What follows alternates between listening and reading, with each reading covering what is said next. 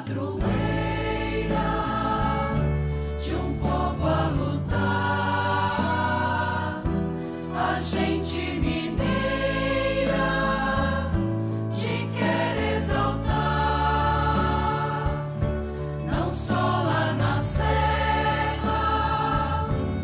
Amado irmão, amada irmã, saúde e paz. Aqui estamos e vamos abrir o nosso coração para que a palavra santa de Deus que vamos proclamar nos interpele, interpelação de que precisamos, para que neste diálogo bonito e amoroso de Deus conosco, o nosso coração se abra e possa recuperar aquela sensibilidade que nos faz perceber em que precisamos mudar e termos a disposição de, ajudados e fecundados pela graça de Deus, operarmos em nós as mudanças que todos nós precisamos.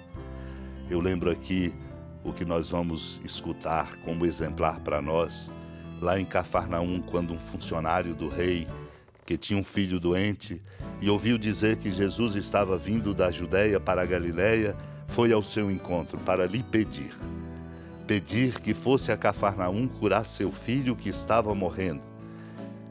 Ele foi ao encontro do Senhor e foi tocado, por isso abraçou a fé, juntamente com toda a sua família.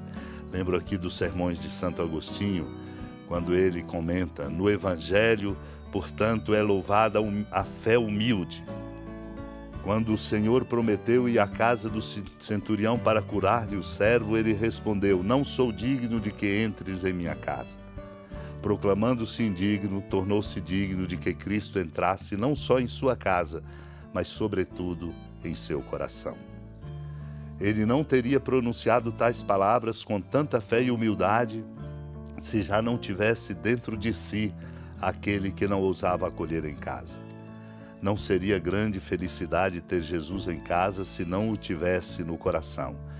Jesus, mestre da humildade, pelo exemplo e pela palavra, sentou-se também à mesa de um fariseu, orgulhoso, chamado Simeão, lembremos. Embora repousando naquela casa, o filho não encontrava no coração do seu hospedeiro um lugar onde reclinar a cabeça.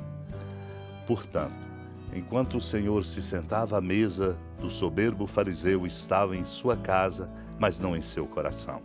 Ao contrário, embora não entrando na casa do centurião, mesmo de longe, já possuía a Deus no seu coração. Por isso é levada em conta a sua fé cheia de humildade e de confiança. Não sou digno de que entres em minha casa.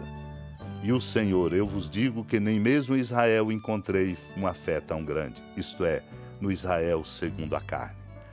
Nós podemos avaliar a fé dos homens, mas como homens, aquele, porém, que perscrutava o íntimo, aquele que ninguém podia enganar, dá testemunho do coração deste homem que se aproxima dele para pedir, ouvindo a sua humilde palavra e pronunciando a sentença da salvação.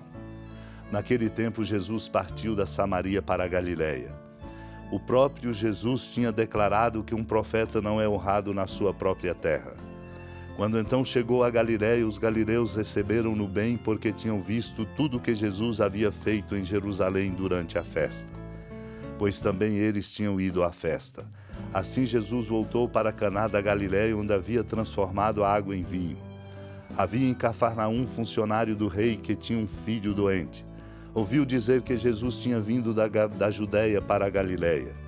Ele saiu ao seu encontro e pediu-lhe que fosse a Cafarnaum curar seu filho que estava morrendo. Jesus disse-lhe, se não virdes sinais e prodígios, não acreditais. O funcionário do rei disse, Senhor, desce antes que meu filho morra. Jesus lhe disse, podes ir, teu filho está vivo. O homem acreditou na palavra de Jesus e foi embora. Enquanto descia para Cafarnaum, seus empregados foram ao seu encontro dizendo que o seu filho estava vivo. O funcionário perguntou a que horas o menino tinha melhorado. Eles responderam, a febre desapareceu ontem pela 13h. O pai verificou que tinha sido exatamente na mesma hora em que Jesus lhe havia dito, teu filho está vivo. Então ele abraçou a fé juntamente com toda a sua família. Esse foi o segundo sinal de Jesus.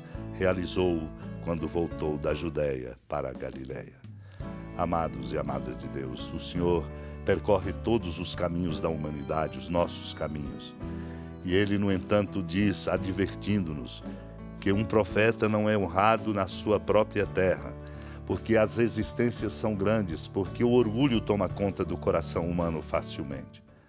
Quando Ele, no entanto, chegou a Galiléia, os galileus receberam-no bem porque tinham visto e sabiam que Ele tinha feito de extraordinário em Jerusalém. Assim Jesus voltou para Caná da Galiléia, onde havia transformado a água em vinho.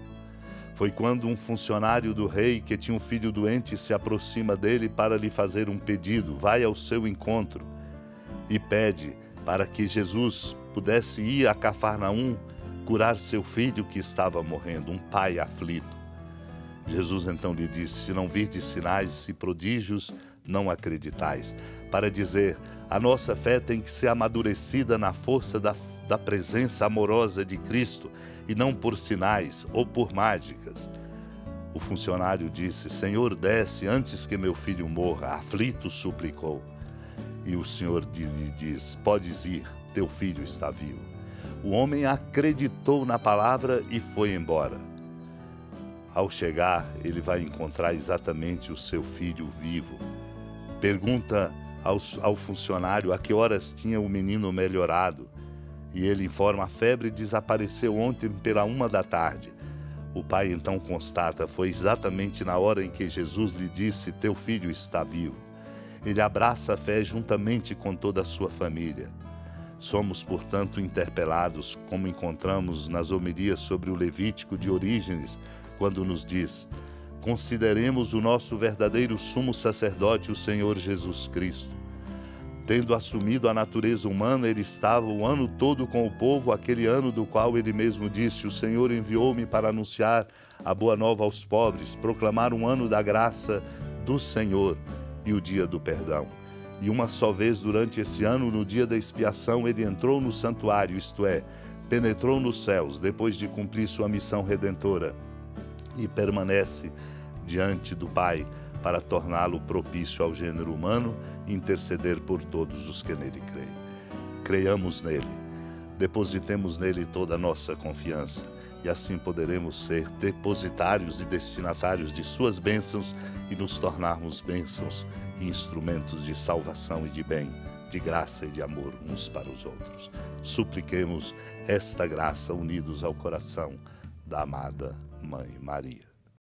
Senhora da piedade, Mãe Virgem do Cristo Deus. Lembrai-vos, ó piedosíssima Virgem Maria, que nunca se ouviu dizer que alguém daqueles que, tendo recorrido à vossa proteção, implorado a vossa assistência e reclamado o vosso socorro, tenha sido por vós desamparado. Animado com igual confiança, a vós recorro, ó Virgem das Virgens, e gemendo sob o peso dos meus pecados, me prostro a vossos pés.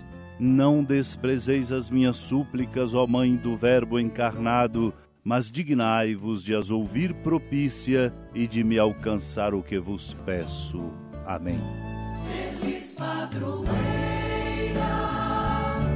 de um povo a lutar, a gente mineira te quer exaltar, não só lá na serra, tu és esplendor de toda esta terra, também és fulgor.